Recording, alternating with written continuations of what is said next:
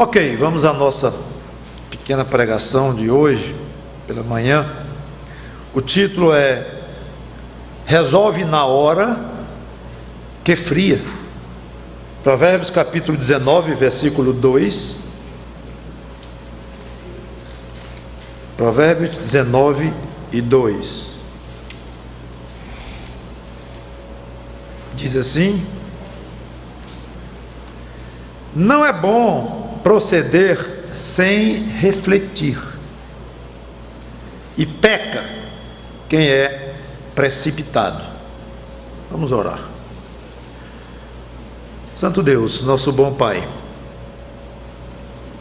tão simples o conselho, ao mesmo tempo tão sério, dada a quantidade de vezes na Tua palavra que esse assunto é tratado: precipitação no falar ou no agir.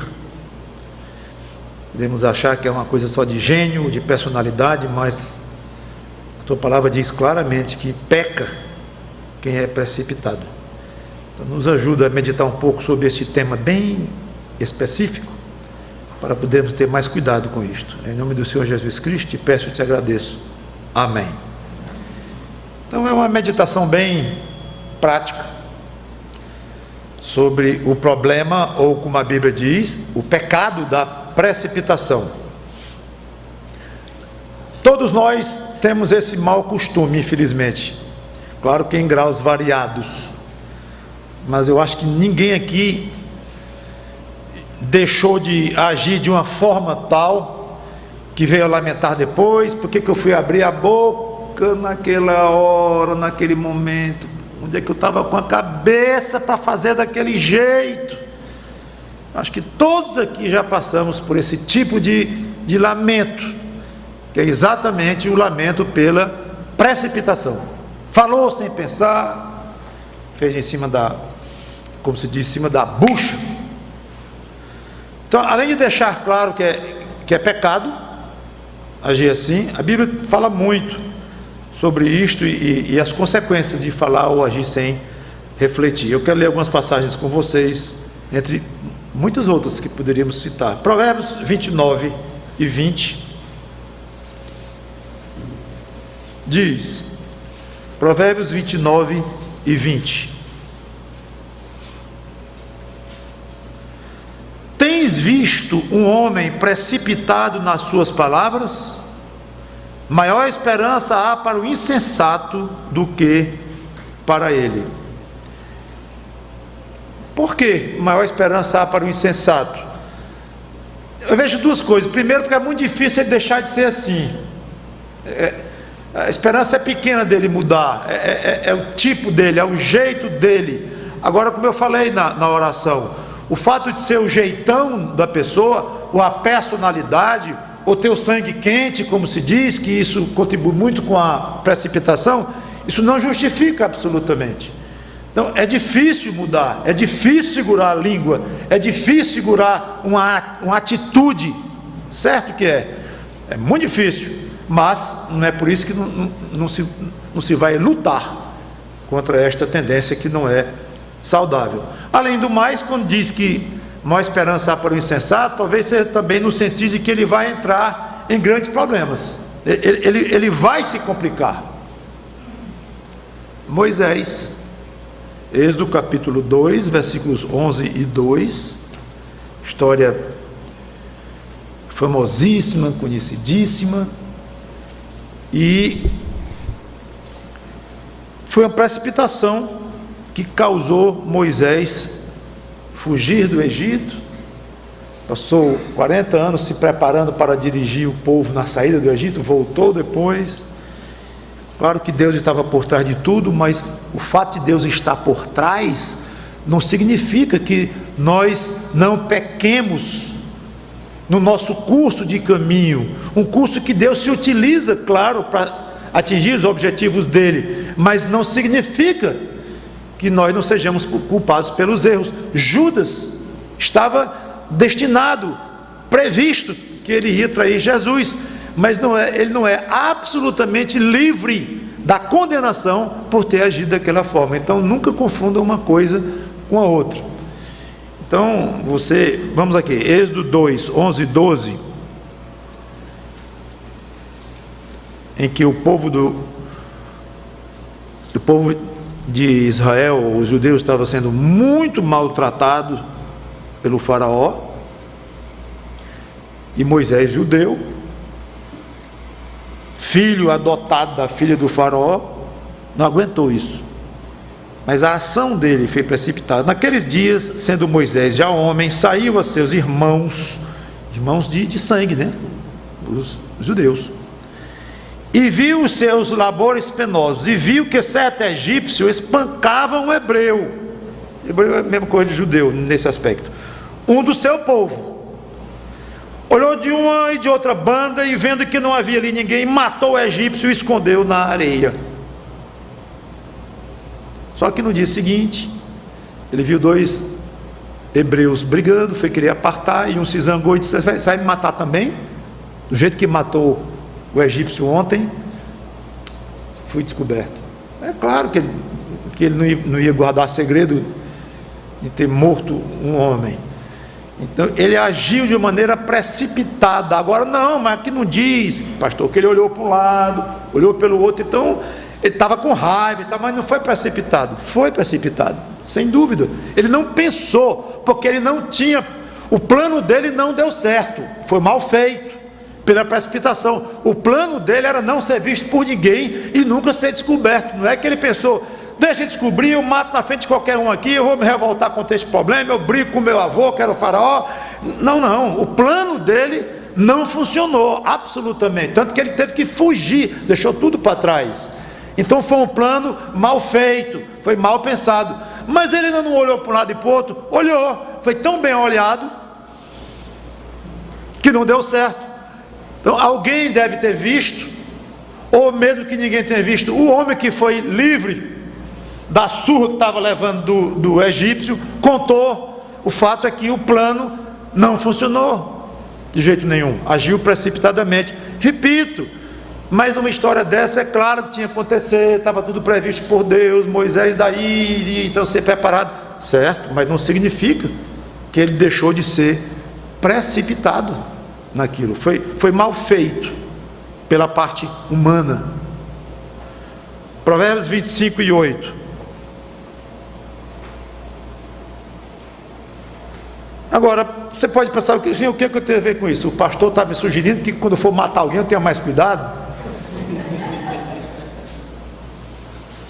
Agora é interessante, Jesus Cristo disse que quem tem ódio e quem odeia o irmão é um assassino.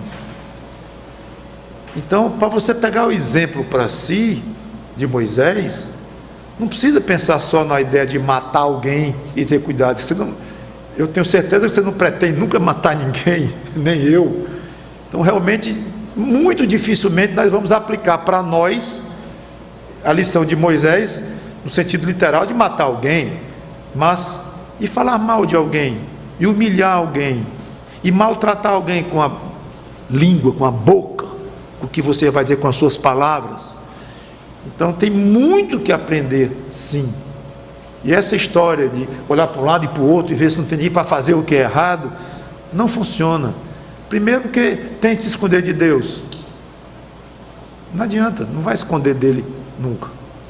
Então, aplique para você mesmo, não literalmente. Provérbios, então, 25 e 8, diz assim,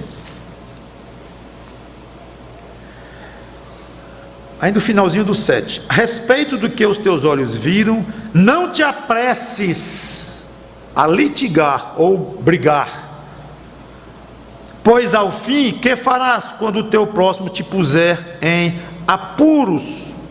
Aqui é alguém que entra numa briga, numa discussão, num caso, numa querela, sem base, pelo que viu. Ele viu assim, não aprofundou coisa nenhuma e já entrou na briga. E termina se complicando, porque ele entrou numa má avaliação, não examinou direito as causas daquele problema, e ele vai se dar mal. Eu me lembrei de Pedro, quando Jesus foi preso, na noite da traição de Judas, em que chegaram muitos homens, inclusive com cacetetes e pedra e pau, e eles, inclusive, vou comentar na mensagem de noite, que Jesus se magoou muito com este fato. Não é só que foram prendê-lo, mas foram prendê-lo com paus, não havia necessidade. Mas o fato é que chegou lá um grupo, e Pedro, mesmo o seu zelo, tirou a espada e cortou a orelha do servo do sumo sacerdote, um homem chamado Malco. Resultado: Pedro foi repreendido por Jesus Cristo. João 18, 10 a 11. Interessante, ele fez em defesa de Jesus, ele fez por zelo ao Senhor Jesus, amor ao seu mestre, e foi repreendido pelo próprio Jesus. João 18, 10 a 11.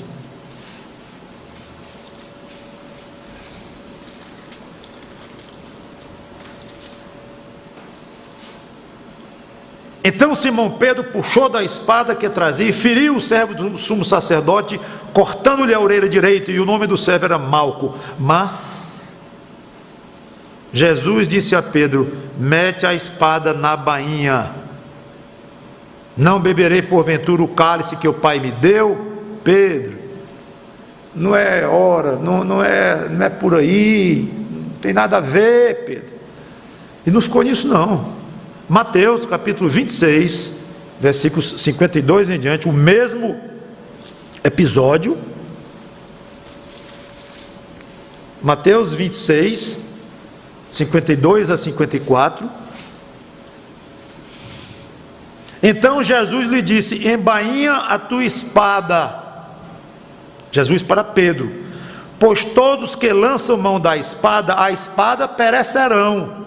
Pedro, não é assim que se reage a uma situação dessa. Acaso pensas que não posso rogar a meu Pai, e Ele me mandará neste momento mais de 12 legiões de anjos? Pedro, você acha que eu preciso de você? Dessa espadinha, cortando a orelhinha deste homem? Pedro, eu poderia esmagar esses homens todos, só pedindo ao meu Pai, bastava pedir. Ele mandava, não era homem, lutar com ele, era anjos, destroçarem, fazerem pó desses soldadinhos aqui, Pedro. Então Pedro, precipitadamente, sem pensar, puxou a espada e feriu o homem. E eu fiquei pensando, será que Pedro era tão exímio assim, a ponto de dizer assim: eu vou ferir só a orelha dele? Ele acha que ele queria era no meio da cabeça, e ele errou. Ou talvez o instinto do homem se desviou e cortou a orelha dele. Mas é muito, muito improvável um homem pegar uma espada e dizer: eu vou cortar só a sua orelha direita, que foi o caso aqui, e cortou bem certinho. Detalhe, Jesus curou a orelha do homem, que aí ele ficou pior a humilhação para Pedro. O que Pedro fez, Jesus desfez na frente de todo mundo, demonstrando um amor enorme ao Senhor Jesus Cristo, controle, mansidão, tudo de bom para mostrar. E o pobre do Pedro, coitado, eu fico com pena do Pedro, porque eu me sinto um pouco na pele de Pedro, aquele zelo. Talvez muitos de nós faríamos a mesma coisa. Eu não quero criticar Pedro em tudo, porque foi o zelo dele, querendo defender o mestre dele, e achando muito ruim tudo aquilo, e vendo Jesus sendo preso de uma maneira daquela. Mas precipitou-se, não tem desculpa, precipitou-se e levou carão, e foi humilhado de várias formas, levando lição, e ainda mais a demonstração do Senhor Jesus Cristo de ter desfeito o que ele fez. Ruim isto. Então nem tudo que você faz por zelo vai ser aceito por Jesus Cristo, não. Se você tem um zelo errado, se você tem um trabalho, uma energia despendida numa certa atividade, mesmo por zelo pela obra, mas se vem com coisa errada ali dentro, vem com pecado dentro, é pecado ser precipitado, não vai ser aceito. E não foi aceito, não foi aceito. Orelha, volta para o lugar onde tu estava. Ele curou a orelha do homem. Vamos pensar bem nisto. Pense